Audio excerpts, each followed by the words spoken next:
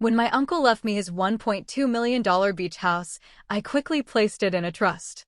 A week later, my parents showed up grinning, saying, "We had the deeds switched, you're out by Friday." I just smiled. 2 days later, they came back with buyers and froze when my lawyer stepped out holding the real paperwork. I used to think I was just naturally quiet, always content to stay in the background. But what I learned, in the most painful way possible, is that sometimes the people you love the most will betray you so profoundly, it forces you to become someone you never knew you could be. And my own parents? They tried to take everything from me. For most of my life, I was the invisible son. My parents had these huge personalities, and my older brother, well, he just soaked up all their attention. Me?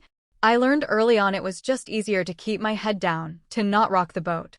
I wasn't mistreated, not exactly, but I always felt like I just didn't quite measure up. I was tolerated, I guess.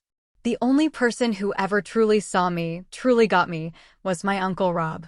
He was my dad's younger brother, this laid-back, funny guy who just always knew when I needed to talk. He lived out by the coast, in this incredible old beach house that had been his for decades. Summers there were the highlight of my year. While my parents were busy with work or showering my brother with praise, Uncle Rob would take me fishing, teach me how to surf, or we'd just sit on the deck as the sun went down, talking about everything and nothing. As I got older, we stayed incredibly close. Even when I was struggling through college, bouncing between odd jobs, feeling completely lost, he never once made me feel like I wasn't enough. He believed in me in a way my parents never did. So, when he passed away suddenly, it hit me like a physical blow. Losing him felt like losing the one person in my family who was firmly, unconditionally in my corner. But what came next? That was a shock. At the reading of his will, it turned out Uncle Rob had left me his beach house. Not my parents, not my brother, but me. This place, valued at over $1 million, was mine. For the first time in my life, I had something that was truly mine, not because I fought for it, but because someone I loved trusted me enough to give it. My parents' reaction at that meeting should have been a warning. They smiled, they congratulated me in front of the lawyer, but there was this flicker in their eyes, something sharp, calculating, like they were already figuring out how to make it theirs. I brushed it off, told myself I was imagining things. But that uneasy feeling in my gut? It just wouldn't go away.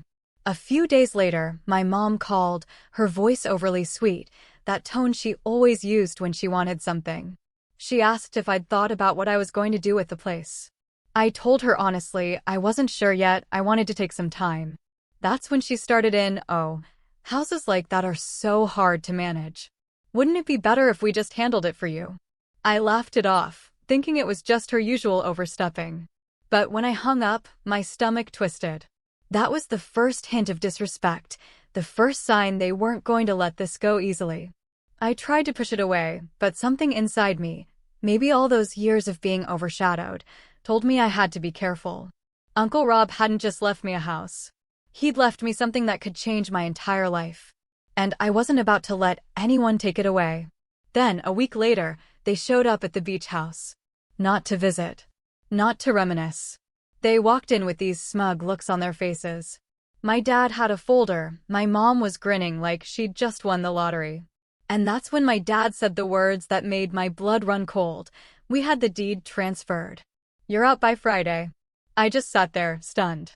The confidence in their voices, the certainty, the way they looked at me like I was just some kid who had no say. For a moment, it was like I was 10 years old again, being told what to do and having no choice. But I wasn't 10 anymore. I was 27. And something in me snapped. That was the moment I realized this wasn't just about the house. This was about years of them dismissing me, overlooking me, deciding for me. And for the first time, I wasn't going to let it slide. I smiled, just a small one. And for the first time in my life, they didn't seem so sure of themselves. I didn't argue. I think that's what threw them off the most. My dad had this whole speech lined up, I could see it. My mom tilted her head like she was about to start lecturing. But I didn't say a word. I just leaned back in the kitchen chair, folded my arms, and gave them that small smile again. "Jake," my dad finally said, a touch of impatience breaking through his calm tone. This is what's best for the family. You don't know the first thing about maintaining property like this. It's complicated. Insurance, taxes, renovations. Your mother and I can handle it. We already started the paperwork. Buyers are lined up. You'll get something out of it, too. The way he said it, like he was tossing scraps to a dog. My chest burned, but I forced myself to keep my voice steady. I'll think about it, I told him, standing up and walking them toward the door. My mom touched my arm as she passed, giving me that fake sweet smile again. Don't take this the wrong way, honey. It's not that we don't trust you. It's just, you've never been responsible with big things. Remember when you sold your old car for half of what it was worth? Or when you dropped out of grad school? This is too important for you to mess up. Every word was a reminder of all the times they'd kept a mental scoreboard of my so-called failures. Never mind the fact that I'd been working 2 jobs at the time, trying to keep myself afloat, while they bailed my brother out of his 5th failed business venture. When they finally left, their words hung in the air. For years, I'd believed those criticisms, believed that maybe they were right about me being the failure. But standing in that beach house, surrounded by Uncle Rob's photographs and surfboards, I realized how wrong they were. I wasn't incompetent. I'd just never been trusted with anything of real value before. And now I had something that mattered. The next week was tense. They called every other day with new suggestions. My dad sent me links to real estate agents, telling me which ones I should use. My mom dropped by with grocery bags, pretending she was just being helpful, but slipping in lines like, "It's such a big place for one person, don't you think?" My brother even called me, something he hadn't done in months, saying, "Mom and Dad told me about the house. You know, if you're overwhelmed, I can take it off your hands. I'll even let you stay in the guest room if you want." I laughed bitterly after that call. He said it like he was doing me a favor. The same brother they bought a new car for while telling me there wasn't enough money to help me with rent during college. The same brother who'd gotten a loan from them to start a bar that failed within a year, but who they still called ambitious while I was directionless. The favoritism was so blatant, it hurt. Every time I replayed their words, I felt myself sink deeper into a mix of anger and determination. Uncle Rob had chosen me, not them. He saw something in me they never bothered to look for. And I wasn't about to let them rewrite his decision. But the more I pushed back, politely, quietly, the more aggressive they became. One evening, they showed up unannounced again. I was on the porch watching the waves when their car pulled up. My dad marched up the steps, holding a folder stuffed with papers. "Jake," he said firmly, "we've been patient. We've already filed the transfer. You're out by Friday. This is happening. Don't embarrass yourself fighting it." My mom stood behind him, arms crossed, lips curved in that satisfied little smirk she wore whenever she thought she'd won. "It's for your own good, sweetheart," she chimed in. "We're saving you from making a huge mistake." That was my breaking point. They weren't just trying to take the house. They were trying to make me believe I couldn't handle it the same way they always had. I felt my fists clench, but instead of yelling, I forced myself to breathe. I opened the screen door, looked them both in the eye, and simply said, "We'll see." Then I shut the door. Inside, my heart was pounding so hard I could hear it in my ears. For the first time in my life, I wasn't just reacting to their control. I was planning. They thought they'd already won, that I'd roll over like I always had. But they didn't know that a week before, I'd already moved the house into a trust Uncle Rob's lawyer had helped me set up. They had no idea the deed wasn't even in my name anymore. I leaned against the wall, smiling to myself as I heard their footsteps retreat down the porch. They thought I was the same old Jake, the kid who never pushed back. They were in for a shock. But the real tension began 2 days later when they returned, this time with strangers. I heard the crunch of tires on the gravel driveway. I figured it was just my parents again, back for another round of "we know best." But when I stepped out onto the porch, I froze. They hadn't just come back. They brought people with them. 2 sharply dressed men and a woman were walking up the steps behind my parents, holding clipboards and folders. Real estate agents. Buyers. My dad waved like he was welcoming them to his house. My mom was practically glowing, her arm linked with his as though this was some victory lap. "Jake," my dad called, his voice booming with false cheer. Come out and meet the folks who are going to take great care of this place. I stood there gripping the wooden railing of the porch so tightly my knuckles went white. Excuse me. This is the Simmons family, my mom said, her tone dripping with smugness. They've been looking for a property just like this. Isn't it wonderful, honey? You won't have to worry about a thing. They'll pay top dollar, and you'll get a nice little sum out of it. Enough for a small condo somewhere more realistic for you. The buyers smiled politely, clearly sensing the tension, but my parents carried on as though I wasn't even standing there. My dad opened his folder and pulled out papers, flipping through them with an air of authority. We've got everything ready for closing. Just a few signatures, and this can be wrapped up quickly. It was like being a ghost in my own life. My own parents standing on my uncle's porch, talking over me, treating me like a bystander in something that was mine. All those years of being pushed aside, dismissed, told I wasn't capable. They all crashed down on me at once. My chest felt tight, my throat burned, but I couldn't let them see me break. The buyers stepped inside with my parents leading the way, as if they already owned the place. I followed them into the living room where Uncle Rob's surfboard still leaned against the wall and his old record player sat in the corner. My mom gestured around the room like she was giving a tour. It's such a charming space, isn't it? With just a bit of updating, it'll be perfect for your family gatherings. Her words sliced through me. She was erasing him, erasing me from the very place he had left for me. My dad added, and the deck out back, amazing view, perfect for parties. Jake never really uses it, so you'll make better use of it anyway. Something snapped. I couldn't keep quiet anymore. This isn't your house to sell, I said firmly, my voice louder than I intended. Everyone stopped. My parents turned to me, faces full of annoyance rather than shame. Dad's jaw tightened. Don't be childish, Jake.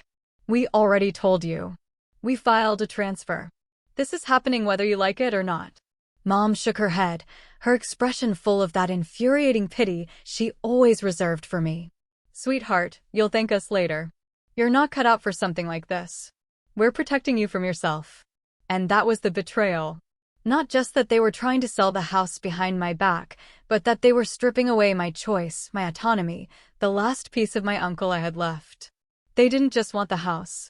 They wanted to remind me I'd never have control, not even over my own life. I forced myself to steady my voice, even as my hands shook. You're making a mistake. They laughed. Actually laughed. My mom turned back to the buyers. Ignore him. He's just overwhelmed. He'll come around once it's all finalized. I felt my pulse hammering, but beneath the anger, something cold settled in me. A clarity. They thought they'd already won, that I was powerless, that I'd fold like I always had. But they had no idea that while they were busy plotting behind my back, I'd already made sure this house was untouchable. I stayed quiet as they finished their little tour, biting my tongue until I tasted iron. My silence made them smugger, more careless, more certain of their victory. The buyers shook hands with my dad, promising to be in touch. My parents walked them out like proud hosts. And then, just as the car pulled away, my dad turned to me with a smirk I'll never forget. You're up by Friday, Jake. Don't drag this out. It's done. I didn't argue. I didn't yell. I just gave them that same smile I'd worn before. Calm. Almost amused. Inside, though, my resolve solidified. This wasn't just about standing my ground. It was about finally proving them wrong. They wanted to treat me like the weak one, the irresponsible one. But they had no idea the storm I was about to bring down on them. And in that moment, as they strutted back to their car, I knew the betrayal had gone too far to forgive. This wasn't just disrespect anymore. This was war. After that day, everything shifted. I couldn't unsee the smugness on their faces. The way my parents paraded strangers through the living room like I was just some squatter they were waiting to evict. The betrayal clung to me like salt in the air, seeping into every thought. For the next week, they doubled down. Calls, texts, unannounced visits.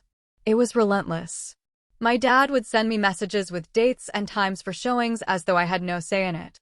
My mom would leave voicemails dripping with condescension. Honey, the movers are booked for Friday. Pack your essentials and we'll help with the rest. You'll feel so much lighter once this is behind you.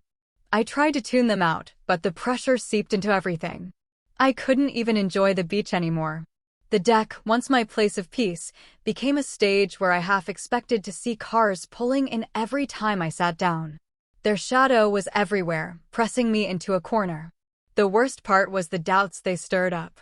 At night, lying in Uncle Rob's old bedroom, I'd hear their words looping in my head. "You're not responsible. You've never managed anything this big. You'll thank us later." My chest would tighten and I'd wonder, what if they were right? What if I was clinging to something too big for me? Bills piled on the kitchen counter. Utilities, property taxes, things Uncle Rob had handled without me realizing the weight of it. I stared at those numbers, my heart racing. I had some savings, sure, but nowhere near enough to float me for long. Every envelope felt like evidence for their case against me. Then came the lowest blow. One afternoon, I came home from a grocery run to find the locks on the front door had been changed. My keys didn't fit. My groceries slipped out of my arms, crashing onto the porch as I stared in disbelief. A note was taped to the door in my dad's neat handwriting. "Jake, this is for your own good. We'll talk soon." I sat on the steps, groceries at my feet, staring at that note until the sun went down. The weight of it all crushed me. For a moment, I thought maybe they'd finally won. Maybe I'd never be strong enough to stand up to them. That night, I slept in my car, parked down by the dunes. The ocean roared in the distance, and I felt like I'd been cast out of my own life. My uncle's house, the one place where I'd ever felt chosen, was locked away from me. But as I lay there staring at the ceiling of the car, something shifted. My parents had always counted on me folding. That was their playbook: pressure, shame, and a reminder of my supposed failures until I caved. But this time, something felt different. They hadn't just taken control. They'd crossed a line I couldn't ignore. I remembered the meeting with Uncle Rob's lawyer, the paperwork we'd signed, the careful words about protecting the property from potential disputes. I thought about the trust, how it wasn't just an idea, but something already in place. My parents thought they'd locked me out, but the truth was, they were the ones standing on sand. With the sound of the waves crashing like a heartbeat, I made a quiet decision. I wouldn't fight them head-on. Not yet. I'd let them think I was beaten. Let them believe they'd stripped me down to nothing. Because the more confident they became, the harder the fall would be.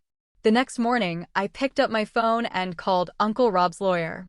My voice was steady when I said, "It's time." That day marked the bottom of the pit for me. I was shut out, humiliated, stripped of dignity. But underneath the wreckage, a spark had caught fire. And for the first time in my life, I wasn't just reacting. I was planning. I'll never forget the expression on the lawyer's face when I walked into his office the next morning. His name was Mr. Harlan, a sharp, gray-haired man who had known Uncle Rob for years. He didn't look surprised to see me. If anything, it was as though he'd been expecting this moment. "Jake," he said, gesturing to the chair across from him. "I take it things with your parents are escalating." I sat down, exhaustion weighing heavy on me, but there was a steadiness in my voice I hadn't felt before. "They changed the locks," I told him. He furrowed his brow. "On a property that legally isn't even in your name anymore." He tapped the file on his desk. "Good thing we moved quickly. The trust has already been filed with the county. They can parade buyers all they like, but they don't have the authority to sell something that doesn't belong to them." The words should have been comforting, but what struck me more was the certainty in his tone. For the first time since this all began, someone was on my side, with proof, not just sympathy. Mr. Harlan explained the layers of protection Uncle Rob had insisted on. The house wasn't simply mine. It belonged to the trust, overseen by Mr. Harlan himself as trustee. No single person, not even me, could make rash decisions about selling it. Uncle Rob had thought ahead, as though he knew my parents would try something like this. Walking out of that office, I felt a weight lift. My parents thought they had cornered me, but they were standing on thin ice, completely oblivious. For once, I held the real power, and I didn't need to shout to prove it. The days that followed were strangely calm for me, even as my parents ramped up their efforts. They hosted another showing, this time with 3 different buyers. I knew because one of the neighbors texted me, whispering about the crowd on the porch. Instead of panicking, I stayed where I was, at a small cafe in town, sipping coffee while flipping through listings for part-time jobs. I decided that if I wanted to protect this house long-term, I needed stability of my own. No more drifting from one odd job to the next. It wasn't glamorous, but I landed a position working for a local property management company. The irony wasn't lost on me. I was suddenly in the business of maintaining homes, the very thing my parents claimed I couldn't handle. At first, I just did basic admin tasks, but I paid attention, absorbing everything: tenant contracts, repair logistics, tax filings. Every day felt like a small step out of the shadow I'd lived in for so long. With each paycheck, I set aside money. It wasn't much, but it was mine, earned without their interference. And each evening after work, I'd drive back to the beach house. Even if I couldn't go inside yet, I'd park nearby and sit on the sand, staring at the silhouette of the place against the sunset. It reminded me what I was working toward. Meanwhile, the town wasn't blind to what was happening. Uncle Rob had been well-liked, and word spread quickly that his house had been left to me. The neighbor who had texted me, Mrs. Whitaker, started waving whenever she saw me on the beach. One evening, she came over with a tin of cookies. "Your uncle was proud of you," she said softly, pressing the tin into my hands. "Don't let them take that from you." Her words bolstered me in ways I didn't expect. It wasn't just about the house anymore. It was about stepping into the kind of man Uncle Rob believed I could be. Over the next month, my footing grew firmer.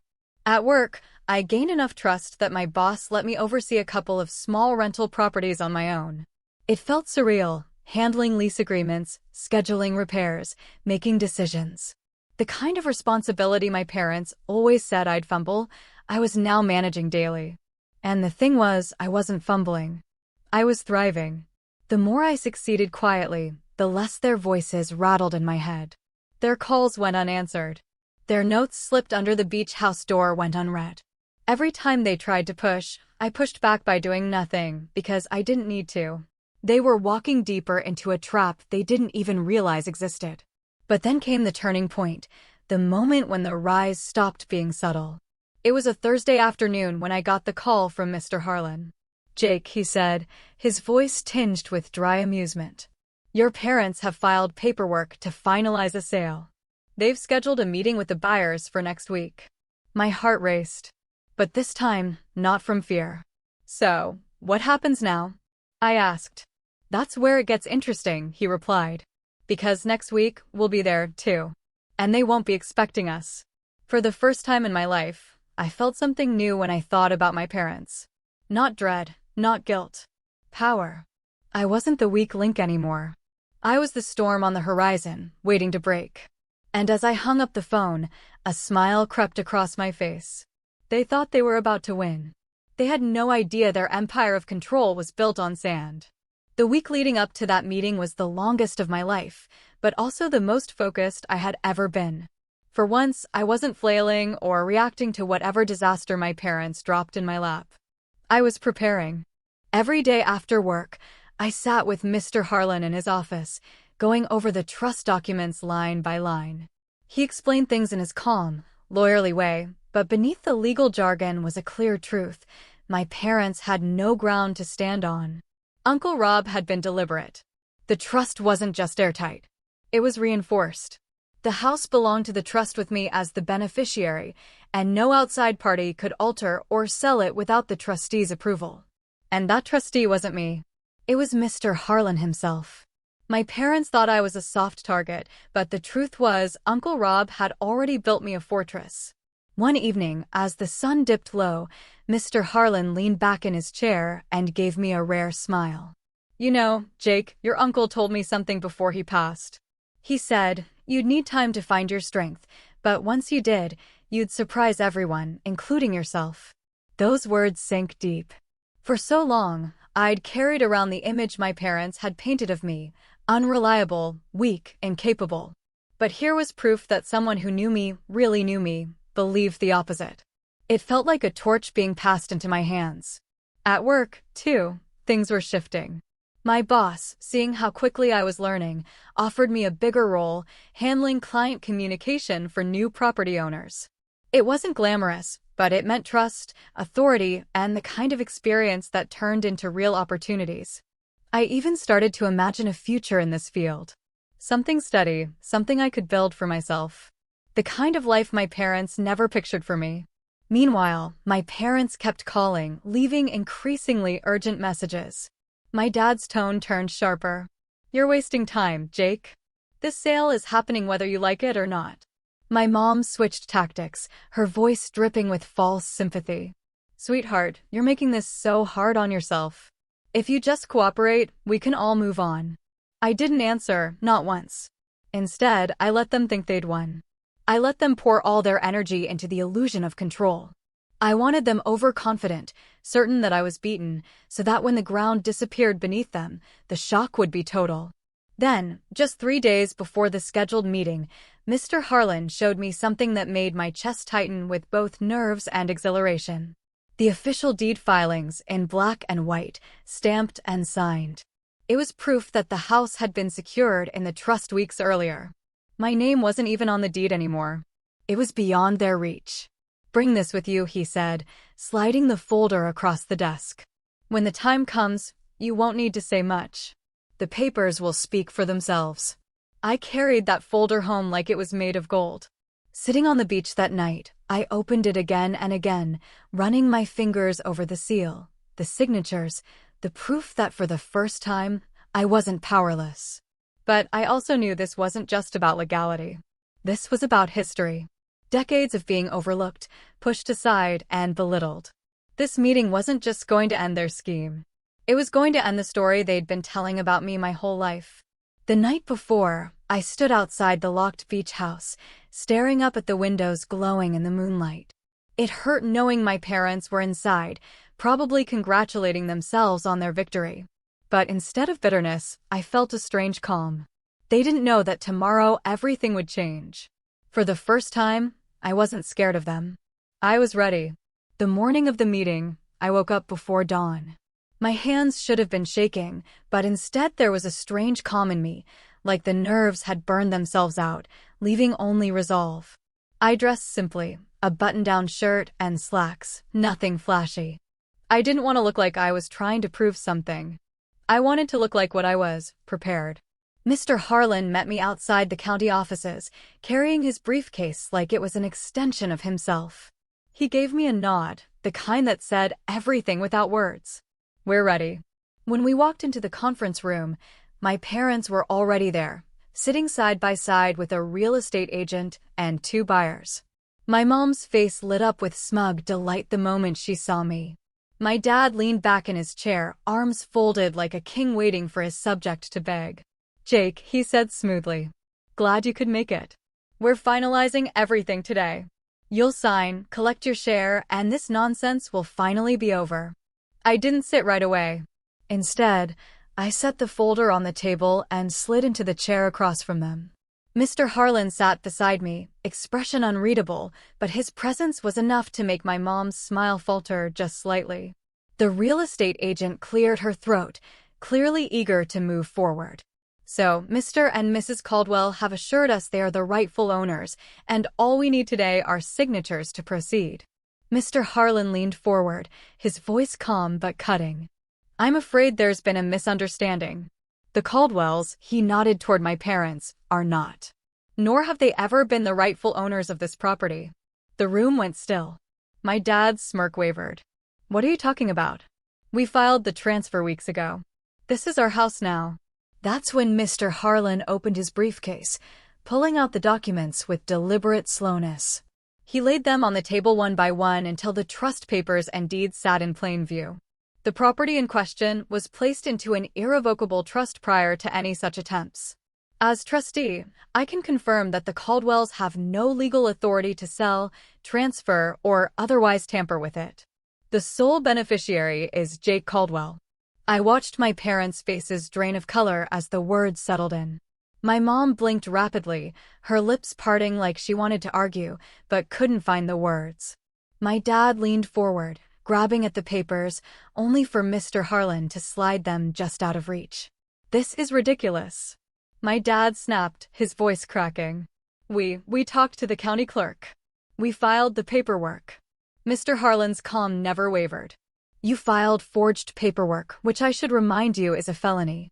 And given that the house was never legally in your possession to begin with, your efforts are meaningless. The trust overrides everything. The buyers exchanged uneasy glances. One of them cleared his throat. So, you mean the sale isn't valid? Correct, Mr. Harlan said. There is no sale. There never was. I finally spoke, my voice steady, even though inside I felt like I was standing on a cliff edge. You tried to lock me out of the house. You told me I was out by Friday. You paraded strangers through a home that wasn't yours to sell. And the whole time, you thought I'd just roll over like always. I looked at them, really looked at them. And for once, I didn't feel small under their gaze. But Uncle Rob didn't leave the house to you. He left it to me because he knew I'd take care of it. And I did what you never expected. I protected it. My mom's face crumpled somewhere between anger and panic. Jake, you don't understand. We were just trying to help. You would have ruined it like you always ruin everything. That line, the same refrain they'd used all my life, didn't sting this time. It almost made me laugh. I leaned back in my chair, letting the silence stretch, then said quietly, "We'll see who ruined what." The buyers stood, muttering apologies about wasted time, and left the room. The real estate agent followed, her cheeks flushed with embarrassment. And then it was just us, the four of us. And the truth spread out on the table. My dad's voice was low, shaking with fury. You think you've won, but you're still nothing without us. Mr. Harlan closed the folder with a sharp snap. On the contrary, Mr. Caldwell, what I see here is a young man standing on his own 2 feet while the two of you scramble in the dirt. If you pursue this further, you'll only dig your hole deeper. My advice, walk away. I didn't need to say another word. My silence, my calm, was enough. For the first time, I had the control, and they knew it. But this wasn't the end, because the fallout of that meeting was about to shake everything. The silence in that room stretched like a taut rope.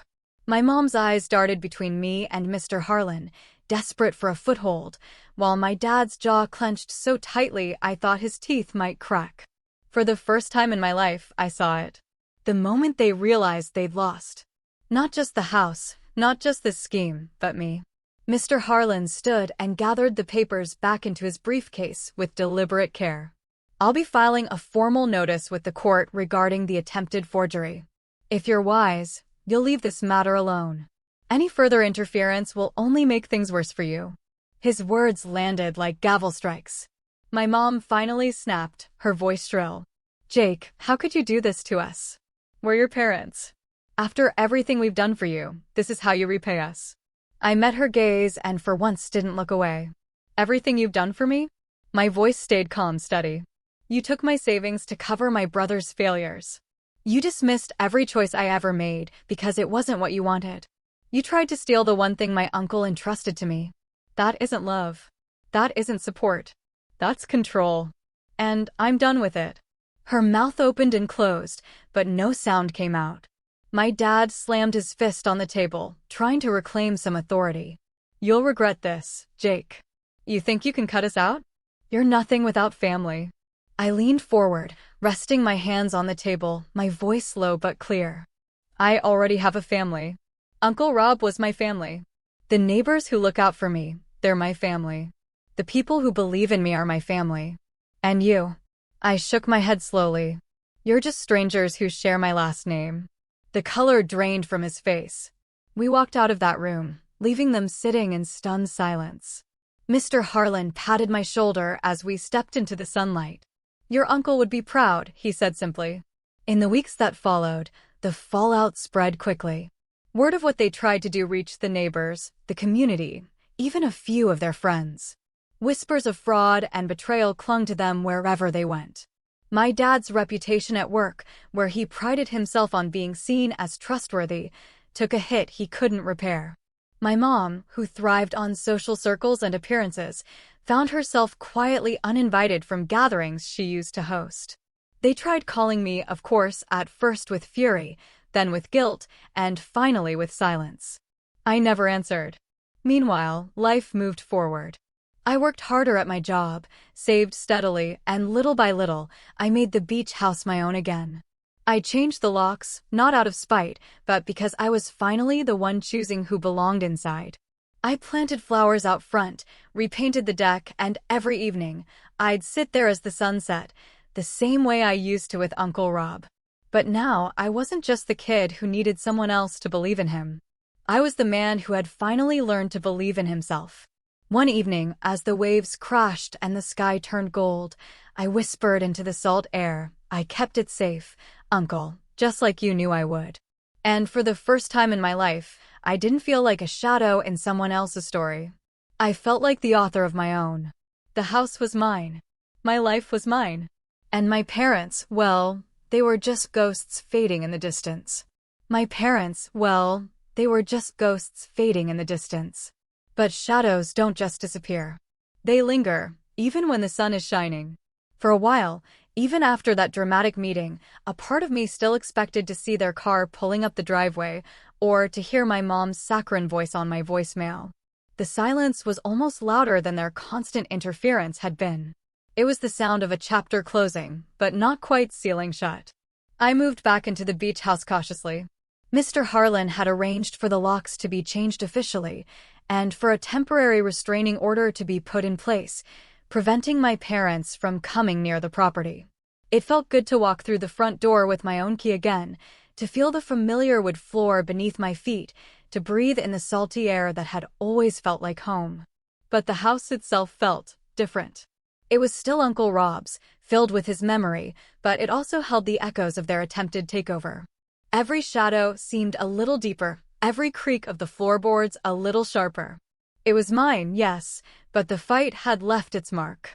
I spent those first few weeks just being there, reacquainting myself with the silence, letting the sound of the waves wash over me. I cleaned, not just tidying up, but deep cleaning, as if trying to scrub away their presence. I rearranged furniture, moved Uncle Rob's surfboards from the living room to his old study, now my study, as a reminder of his quiet strength. I started working on the garden, pulling out weeds, planting new flowers, creating something new and vibrant where there had been neglect. It was therapeutic, a physical manifestation of trying to rebuild my own life. My new job at the property management company was a lifeline. It gave me structure, purpose, and a small but steady income. Each day, I'd dive into tenant contracts, repair logistics, and tax filings, learning the very things my parents had claimed I was too incompetent to handle. The irony was a quiet, satisfying hum in the back of my mind. My boss, a no-nonsense woman named Maria, seemed to appreciate my diligence. She didn't know the full story of my family drama, but she saw someone eager to learn, someone reliable. Slowly, she started giving me more responsibility, trusting me with minor decisions and client communications. Each small success chipped away at the old narrative my parents had spun about me. The community reaction was also a strange thing to navigate. Mrs. Whitaker, my elderly neighbor, became a regular fixture.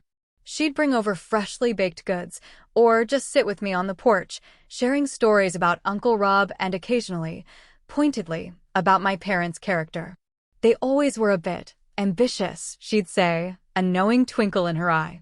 Other neighbors would offer a wave, a sympathetic nod, or sometimes a small, knowing smile. It was comforting, this quiet support, but it also felt like living under a microscope. Everyone knew. Everyone had an opinion. It was a stark reminder of the public humiliation my parents faced, and, honestly, a part of me felt a grim satisfaction in that. They had always cared so much about appearances. Now, their carefully constructed image was in tatters. But even with the support and the growing sense of independence, the emotional scars ran deep. At night, lying in bed, the old doubts would creep in. Was I truly capable? Could I really manage this massive responsibility on my own? Their voices, sharp with criticism, would echo in my head. You're not responsible. You've never managed anything this big. You'll thank us later. I'd have to consciously push them away, remind myself of Mr. Harlan's words, of Maria's trust, of the tangible progress I was making. It was a constant battle, an internal tug-of-war between the man I was becoming and the boy they'd always told me I was. Then, about 6 months after the meeting, just as I was starting to feel a semblance of peace, the phone rang. It was Mr. Harlan. His voice, usually so calm, had a note of concern. "Jake," he said, "your parents have retained new counsel. A rather aggressive firm. They're attempting to challenge the trust." My heart sank. I thought it was over. I really thought it was over. "On what grounds?" I asked, my voice tight. "Undue influence, primarily," he replied. "They're claiming Uncle Rob was manipulated, that he wasn't of sound mind when he made the trust provisions. It's baseless, but they're pushing it." The anger surged back, hot and immediate. They just wouldn't quit.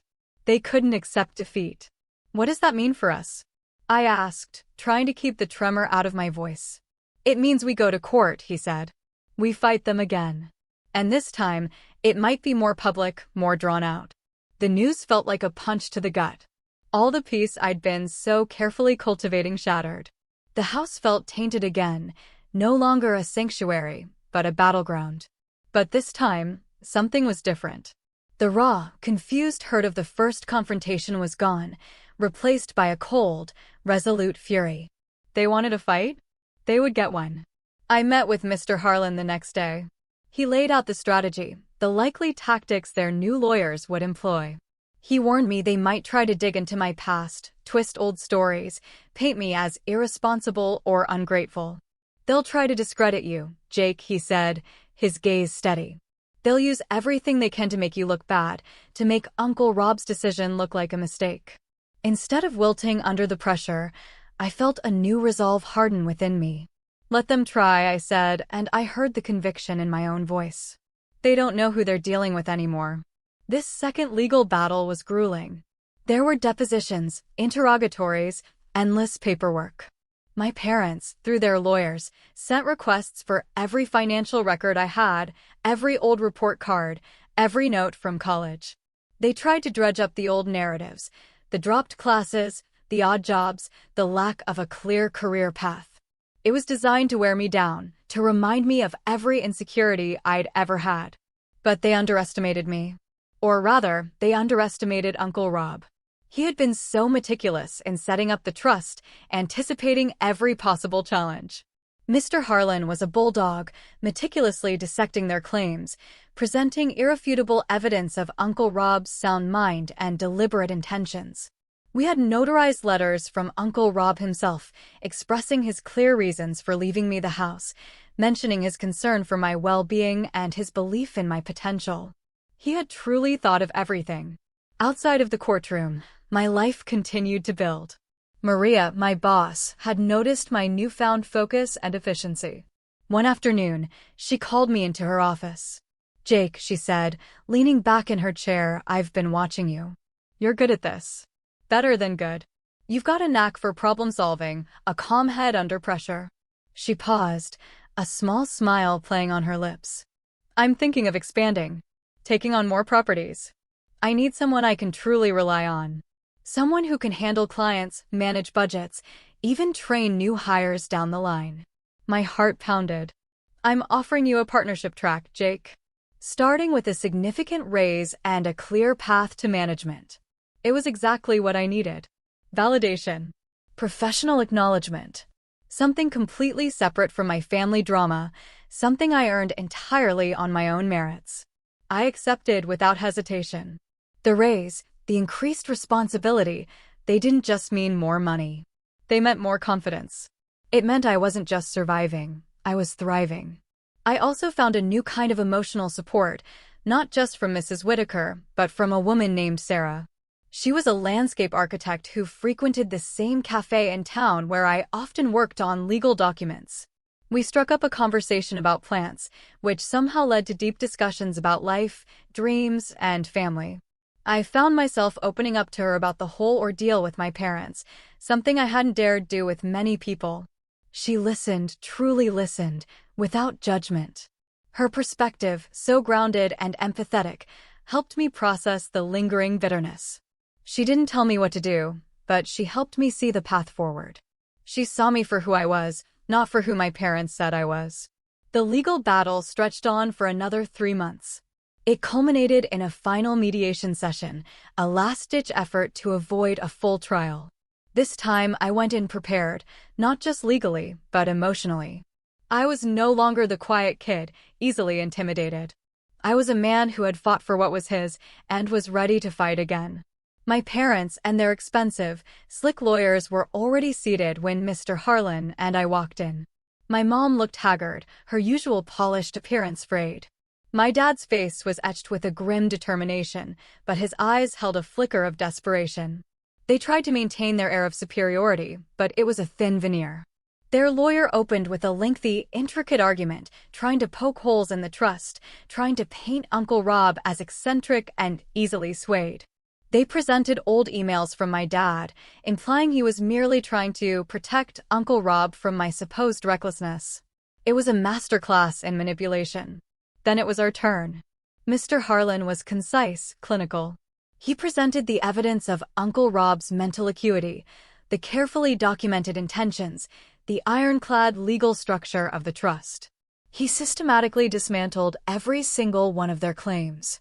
And then it came to me. The mediator turned to me, asking if I had anything to add.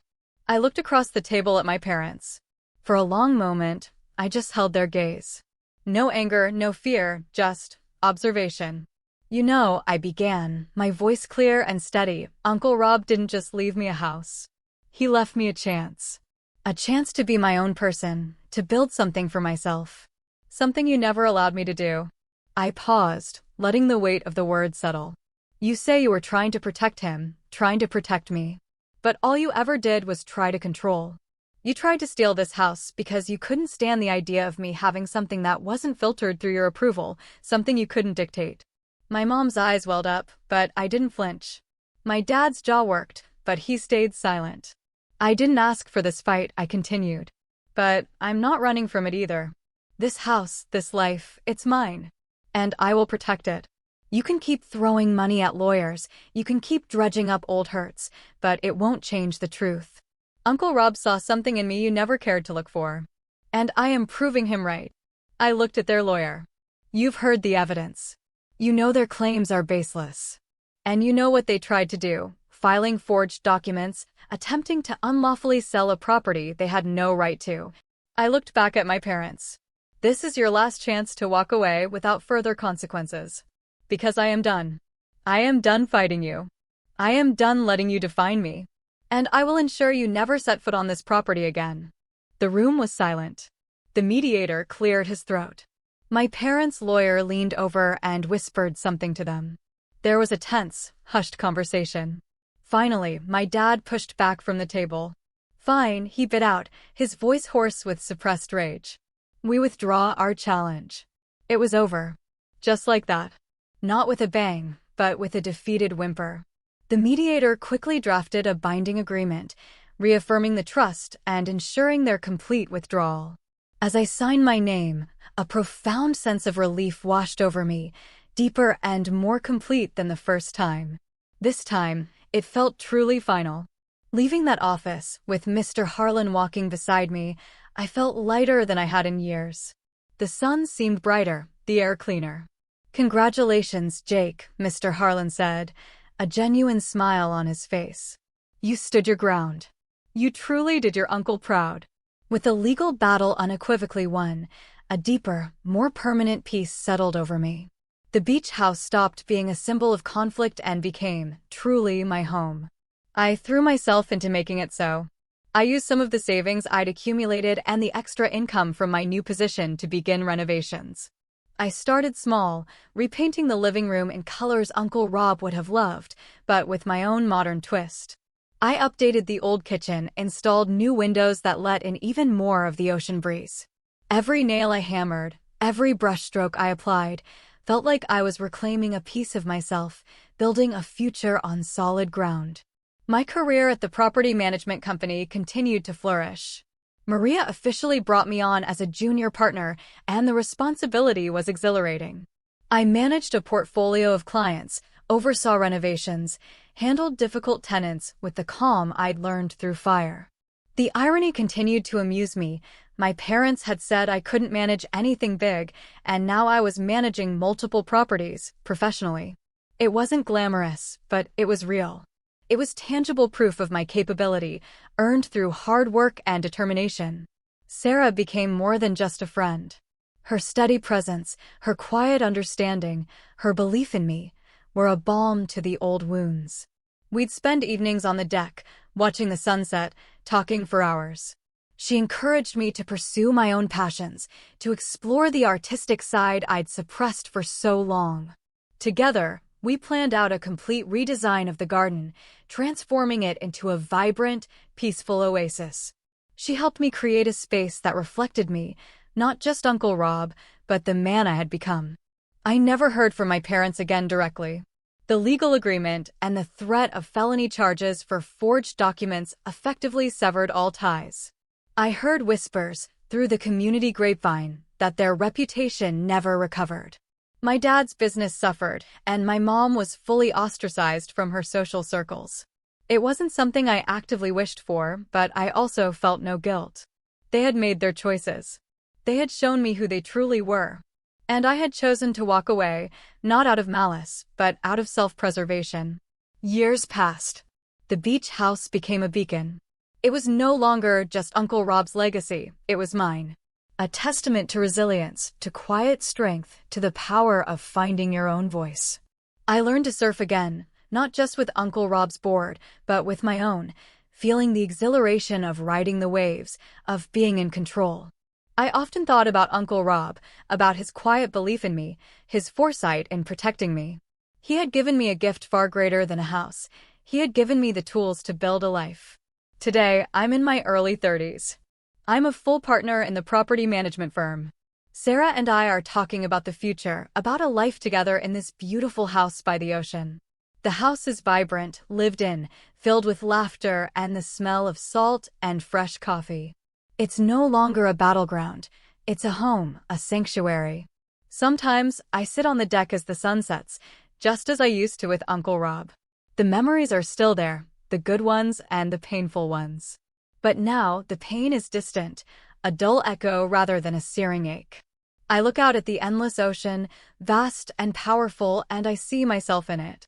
I was once the quiet, receding tide, but now I am the wave, strong and purposeful, carving my own path. My parents are truly ghosts now, fading completely from my daily life, their controlling narratives replaced by my own story. A story of quiet defiance, of finding strength in unexpected places, and of building a family not by blood, but by belief. The house stands firm against the elements, a constant reminder that sometimes the quiet ones have the deepest roots and the greatest capacity to rise. And for the first time, truly, completely, I am free.